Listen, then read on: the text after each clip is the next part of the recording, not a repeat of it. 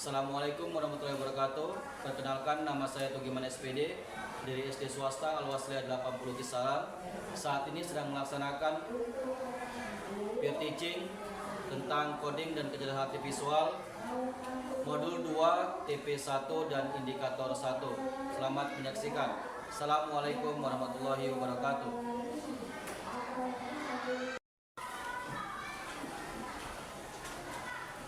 Assalamualaikum warahmatullahi wabarakatuh.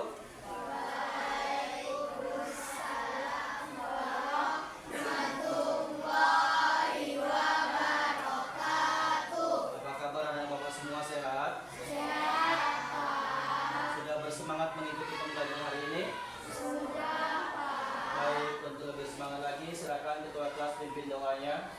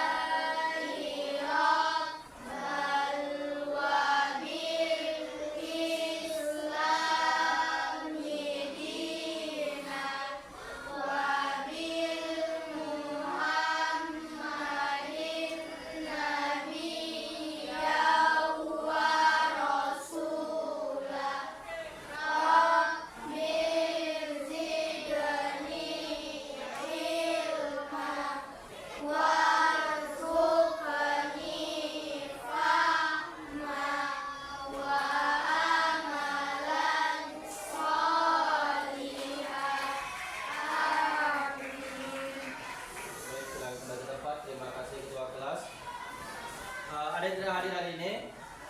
Hadir semua? Iya, alhamdulillah hadir semua. Hari ini kita pelajari mata pelajaran baru ini tentang coding dan kecerdasan artifisial. Apa itu kecerdasan artifisial? Biasa kita dengar dengan kecerdasan buatan atau AI. Sudah? Cuma untuk pertemuan kali ini yang kita bahas masih bagaimana itu berpikir komputasi. Sudah? Bagaimana cara berpikir komputasi. Kemudian tujuan pembelajaran kita hari ini yaitu menjelaskan konsep-konsep berpikir komputasi, menjelaskan pengertian dan pemahaman tentang berpikir komputasi, kemudian mengidentifikasikan tahapan-tahapan dalam berpikir komputasi serta mengaplikasikannya dalam kehidupan sehari-hari. Bahasa gampangnya begini, siapa yang pernah punya masalah? Nah? Semua pernah punya masalah? Pernah?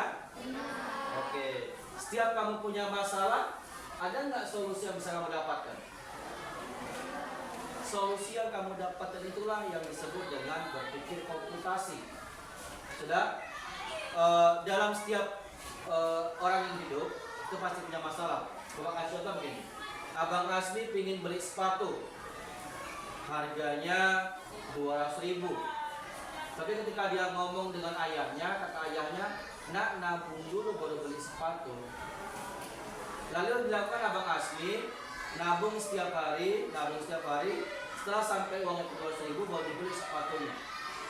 Yang dikatakan berpikir komputasi adalah apa yang dilakukan Bang Asli untuk menabungnya itu disebut dengan berpikir komputasi. Sudah.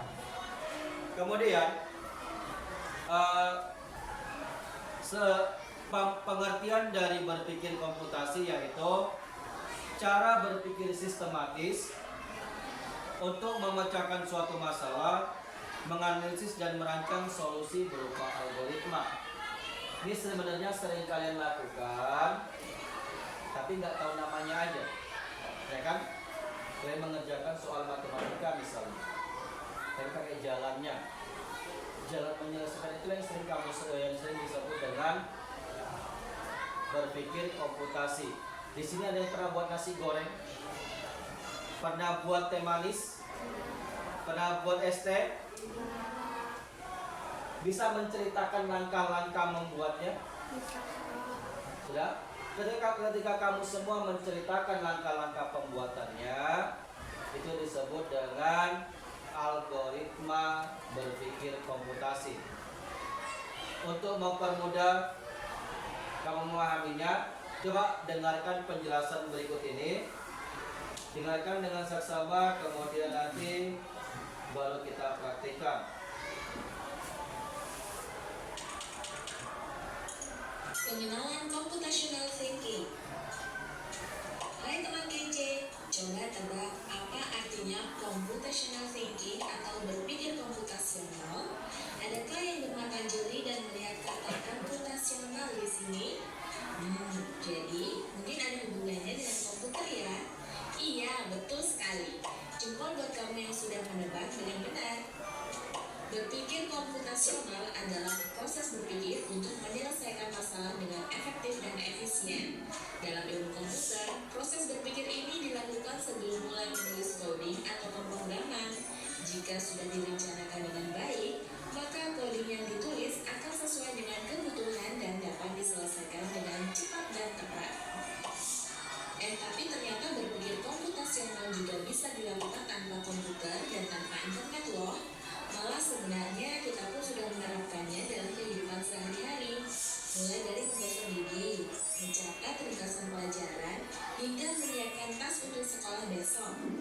Wah, kalau kita sudah bisa menerapkannya setiap hari, berarti kita semua sudah mahir dong. Belum tentu. Contoh-contoh tadi kan menerapkan berpikir komputasional pada masalah yang sederhana. Masih banyak nih masalah yang lebih kompleks, seperti misalnya mengatur keuangan bulanan, apa yang harus dilakukan kalau kamu tersesat di tempat baru, hingga memilih jurusan dan karir. Lalu yang lebih penting lagi, ketika kamu dewasa nanti, kamu akan menghadapi era industri 4 dan bahkan 5. Di sini kamu perlu kecakapan untuk memanfaatkan dunia digital, mulai dari mencari dan memilah informasi yang kamu perlukan, hingga menggunakan informasi itu untuk membuat keputusan penting dalam hidupmu. Menghadapi masalah kompleks kehidupan di masa sekarang dan masa depan ini mirip seperti merencanakan coding yang sudah dibahas sebelumnya. Kuncinya adalah memahami masalah dengan tuntas dan mencari cara menyelesaikan yang efektif dan efisien. Nah, kalau begitu, bagaimana agar kita bisa berpikir komputasional? Sekarang kita bahas ya, landasan dari berpikir komputasional. Yang pertama, dekomposisi. Dekomposisi artinya membagi masalah kompleks ke bagian yang lebih kecil agar mudah diselesaikan. Misalnya, kamu ditunjuk jadi ketua panitia lomba 17-an. Maka, untuk memudahkan pelaksanaan, kamu bisa menunjuk panitia bagian acara, konsumsi, publikasi, keamanan, dan lainnya. Yang kedua, pengenalan pola. Artinya mencari kesamaan dan pola di antara bagian-bagian masalah kompleks yang sudah dipecah. Misalnya, kamu hendak melipat dan menyimpan jemuran di rumah, maka kamu perlu bisa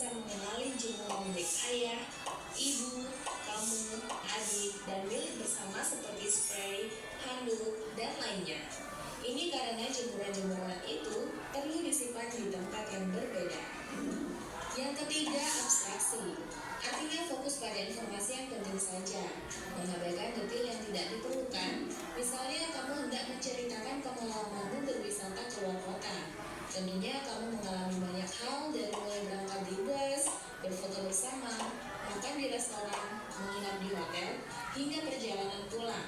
Tapi nggak mungkin kan kamu ceritakan semua kejadian dengan detail pada teman-temanmu. Pasti mereka bosan kalau kelamaan. Jadi, kamu harus hindari beberapa kejadian yang menarik saja untuk diceritakan pada teman. Yang terakhir, algoritma. Artinya membuat langkah-langkah penyelesaian atau membuat aturan yang diikuti untuk menyelesaikan masalah. Misalnya, kamu diberi daftar belanja di supermarket oleh ibu. Ada minyak goreng, telur, roti, sayur, dan kopi. Lalu kamu harus buru-buru karena ibu sudah mau memasak dengan minyak goreng itu. Nah, kalau seperti ini, satu cara yang efisien misalnya mulai dengan mengambil barang yang paling dekat dari pintu masuk hingga terakhir yang paling dekat dengan kasir. Nah, itu dia 4 landasan berpikir komputasional yang perlu diterapkan untuk memecahkan masalah yang kompleks. Lalu berikutnya, apakah ada cara untuk mengasah kemampuan berpikir komputasional? Tentu ada. Selain bisa coba kamu terapkan ke masalah sehari-harimu, kamu bisa juga latihan soal untuk mengasahnya. Misalnya, gurumu akan memberikan soal-soal computational thinking di mata pelajaran matematika, bahasa Indonesia, dan IPAS dalam kurikulum mereka.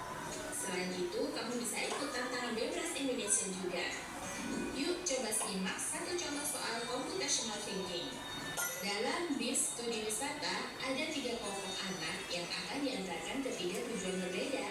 Bis berhenti pertama di restoran, lalu hotel, dan terakhir di museum.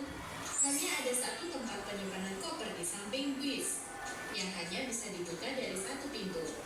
Sopir bis ingin mengatur koper-koper penumpang hingga mudah dikeluarkan. Bantu supir bis menentukan urutan memasukkan koper-koper itu ke dalam tempat penyimpanan. Pertanyaan, koper kelompok anak yang mana yang dimasukkan terakhir? Ayo, jadi ada pertanyaannya. Kalau kamu jadi supirnya, koper anak yang mana yang kamu letakin paling terakhir? Coba ulang ceritanya ya. Coba ulang ke kondisi ceritanya. Pahami dengan serius.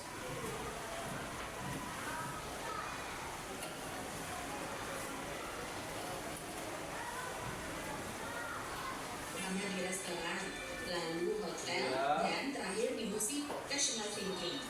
Dengan Dalam bis serius. studi wisata, ada 3 kelompok anak yang akan diantarkan ke 3 tujuan berbeda. Bis berhenti pertama di restoran, lalu hotel, dan terakhir di museum. Hanya ada satu tempat penyimpanan koper di samping bis, yang hanya bisa dibuka dari satu pintu. Sopir bis ingin mengatur koper-koper penumpang hingga mudah dikeluarkan. Bantu supir bis menentukan urutan memasukkan koper-koper itu ke dalam tempat penyimpanan. Pertanyaan, koper kelompok anak yang mana yang dimasukkan terakhir? Yang mana? Ayo, nomor 1 tuanya.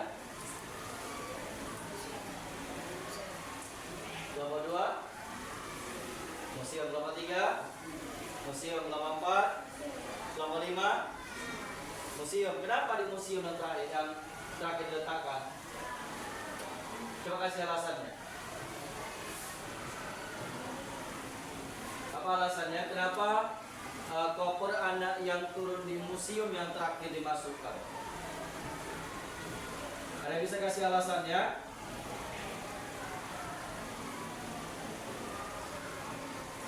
Ada bisa kasih alasannya?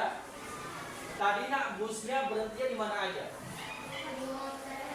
Restoran, hotel, baru ke museum. Jadi kenapa koper anak yang di museum atau di akhir? Ayo udah logikanya. Oke, bawa tanya ulang. Nomor 1, ingat ya, bus pertama berhenti di restoran, kedua di hotel, ketiga di museum. Kelompok 1, kalau seandainya kamu yang jadi supirnya, udah. Koper siapa yang kamu letakkan paling terakhir? Museum, alasannya? Iya. Kelompok 2, apa jawabannya?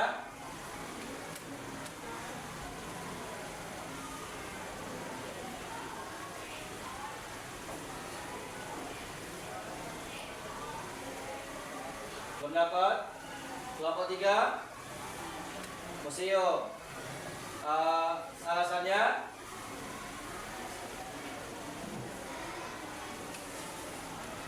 Karena museum tempat peristirahatan terakhir. Kelompok 4, museum. Alasannya? Karena tujuan terakhir. Udah. Kelompok 5, restoran. Kenapa?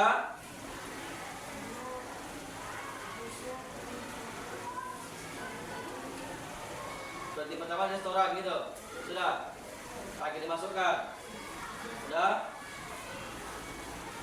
Jawaban yang benar adalah, kita dengarkan lagi selanjutnya. Biar adil, kita dengarkan lagi penjelasannya.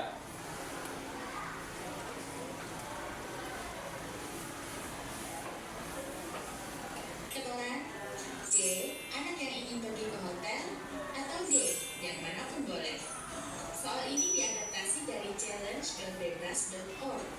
Kalau kamu tahu, coba ya dijawab di kolom komentar. Kejar cita, kejar ilmu. Sudah. Jawaban benarnya, jawaban kelompok 5. Kasih tepuk tangan di kelompok 5. Sudah. Yang pertama dimasukin, otomatis paling dalam nih. Sudah. Berarti yang turunnya paling jauh, yang paling terakhir turun itu yang pertama dimasukin, karena yang kedua dimasukin itu yang mau turun di hotel tengah-tengah. Udah. Yang terakhir dimasukin yang mana?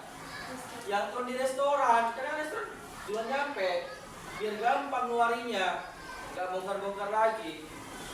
Itu yang disebut dengan berpikir komputasi. Dia pola peletaan masalahnya itu di kepala kita seperti apa? Sama halnya begini. Kalau Upaira Bapak suruh ambil minum misalnya ke pos sapam, sekolah kita ada 2 tangga yang berbeda. Ada tangga kelas 4A, ada tangga kelas 5A. Kira-kira menurut kamu di tangga kelas 5A begitu turun langsung sampai ke lantai 1. Tangga 4A turun, muter lagi, turun, muter lagi, turun, muter lagi sampai 4 kali muter ya. Baru sampai ke lantai 1. Yang mana yang kamu jalani untuk sampai ke bawah lebih cepat? Tangga 5A, karena kamu begitu turun belok langsung dapat lantai 1. Sudah. Begitulah cara berpikir komputasi. Maka tadi dijelaskan di rekamannya, berpikir komputasi adalah cara berpikir sistematis untuk memecahkan masalah, menganalisa dan merancang berupa solusi.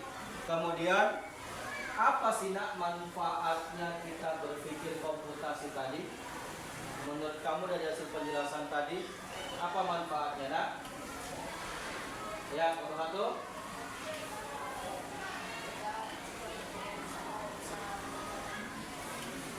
Iya, ketika kita menghadapi suatu masalah, kita bisa lebih mudah mencari solusinya. Kelompok 2, pemanfaatnya menurut kelompok 2. Lebih mudah menyelesaikan masalah. Kelompok 3, lebih mudah menyelesaikan masalah dengan logika. Kelompok 4, apa manfaatnya dari apa yang dijelaskan tadi?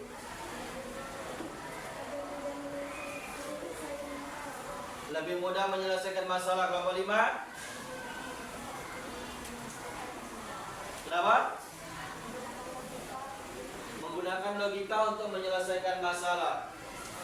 Bahasa mudahnya, kalau boleh Bapak ringkas, manfaat kita belajar berpikir komputasi itu yang pertama, memicu pola pikir kita untuk bisa berpikir kritis.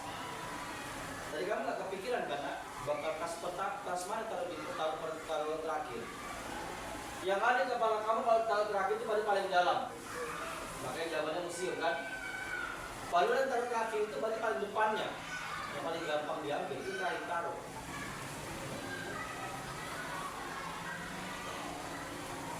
Sudah. Kemudian manfaat selanjutnya lebih mudah menyelesaikan masalah karena dipecahkan secara ringkas, dipecah-pecah jadi yang paling kecil. Sudah. Kemudian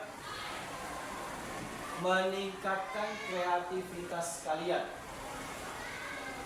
Semakin banyak kamu berpikir kreatif, berpikir komputasi, maka kamu terlihat semakin kreatif.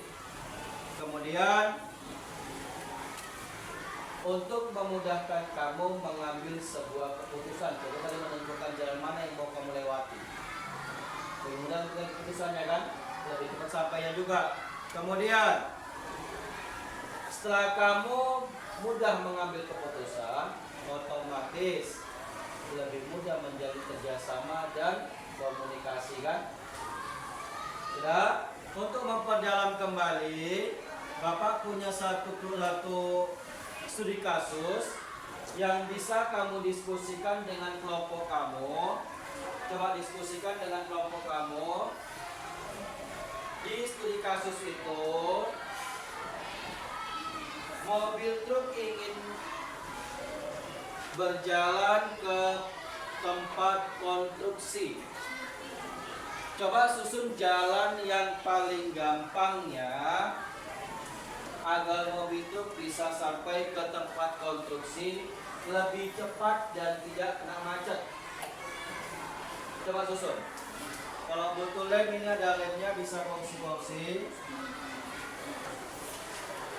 Sudah.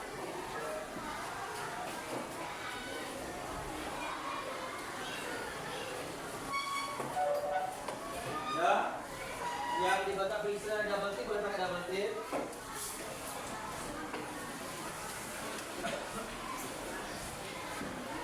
Ya, silakan diputar kursinya, diskusikan dengan teman-temannya. Nanti kalau udah nyabrang sama kawan kelompok sebelahnya ya.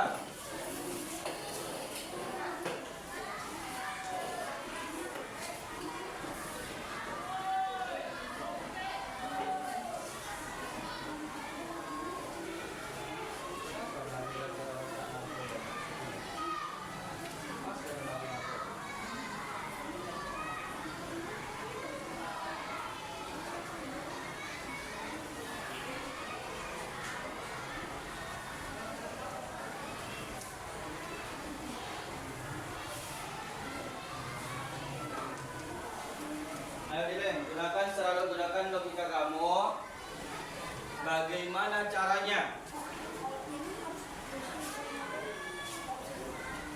Oh, nggak bisa. Harus ikuti kotak petunjuknya. Ada petunjuknya.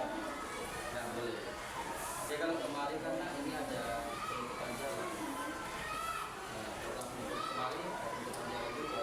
Kemarin ada penunjukan jalan juga. Sebenarnya bisa dari sini terus kemarin di dalam dapur kan. Ini ada penunjukan jalan. Coba kita lemnya sama sebelahnya. Sudah siap? Kita aja lemnya sama kawannya. Lebih cepat. Ini lemnya banyak. Ambil tutupnya, terus sebelah kemari.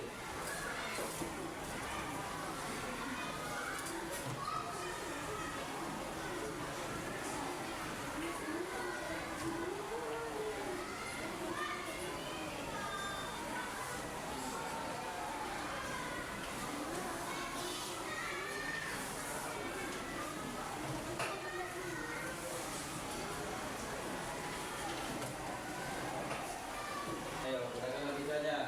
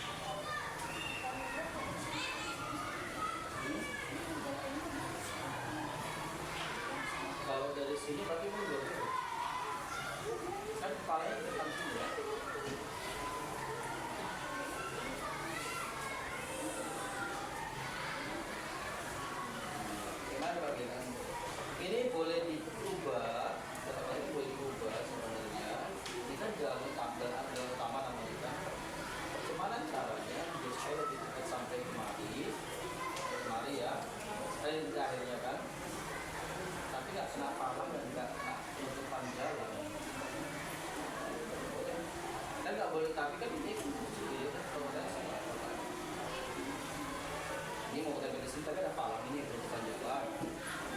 Kalau kamu tempel di sini, ini ada penutupan jalan.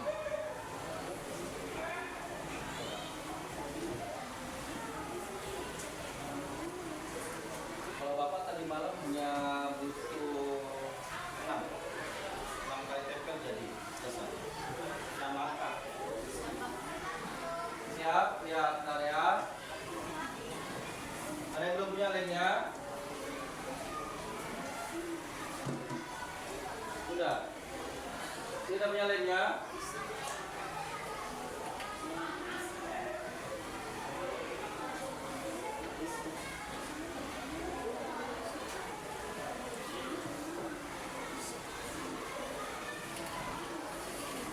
Jika tidak enggak apa-apa.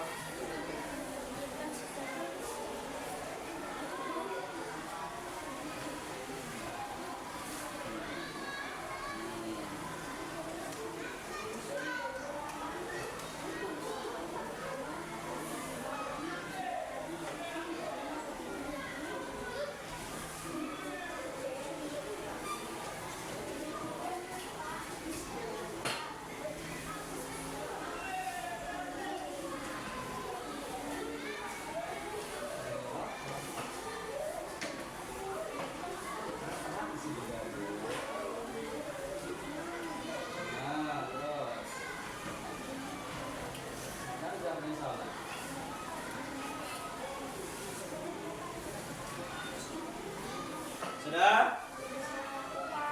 Oke, untuk mempersingkat waktu kita ambil satu kelompok aja untuk diskusi ya, atau presentasi ke depan ya. Kalau semua presentasi nggak cukup waktunya. Ayo kelompok siapa yang mau presentasi ke depan? Kelompok siapa? Kelompok 1. Ya, kelompok 1 presentasi ke depan. Ya, dengarkan kelompok 1 presentasi ke depan.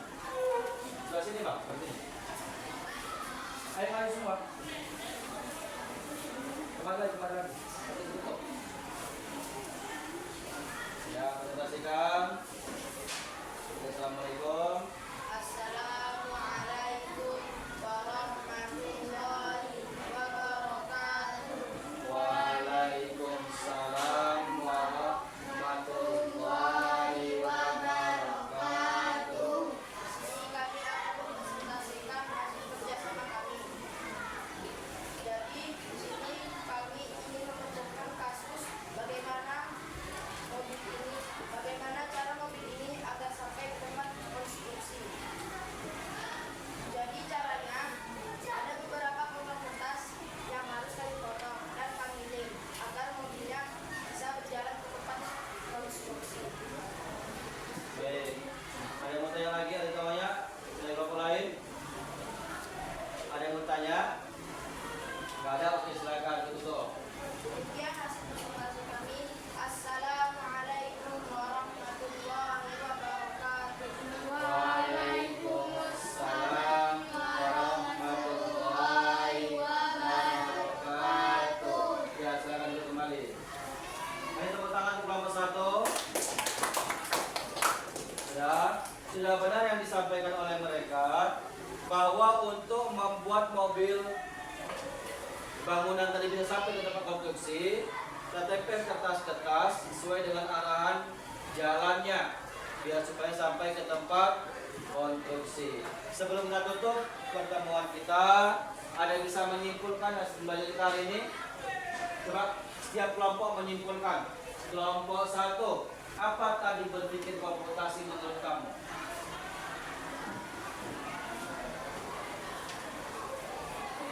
Bisa?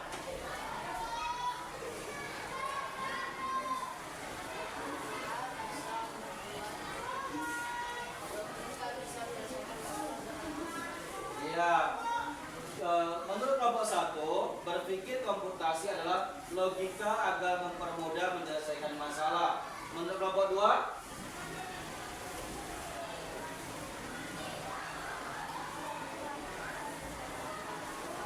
menggunakan logika untuk menyelesaikan masalah. Kelompok 3,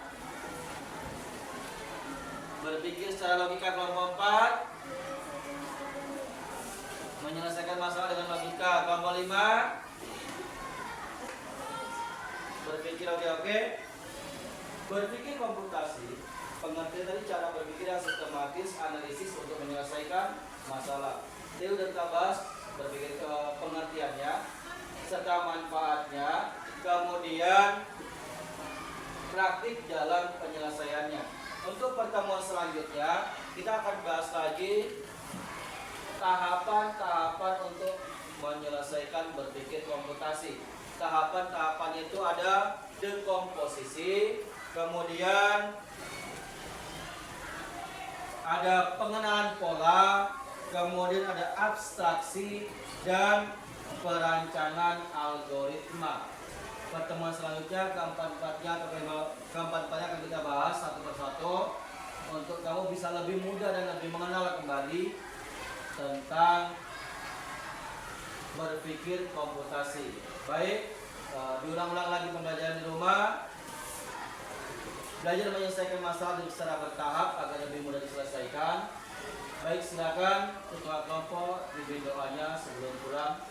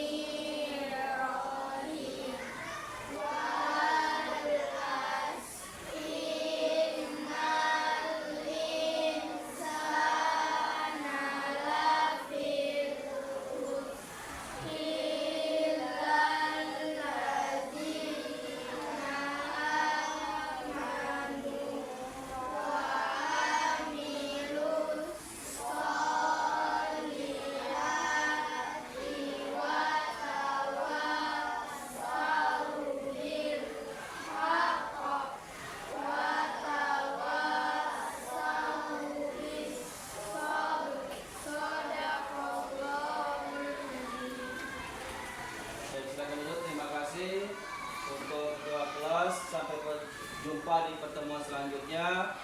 Assalamualaikum warahmatullahi wabarakatuh.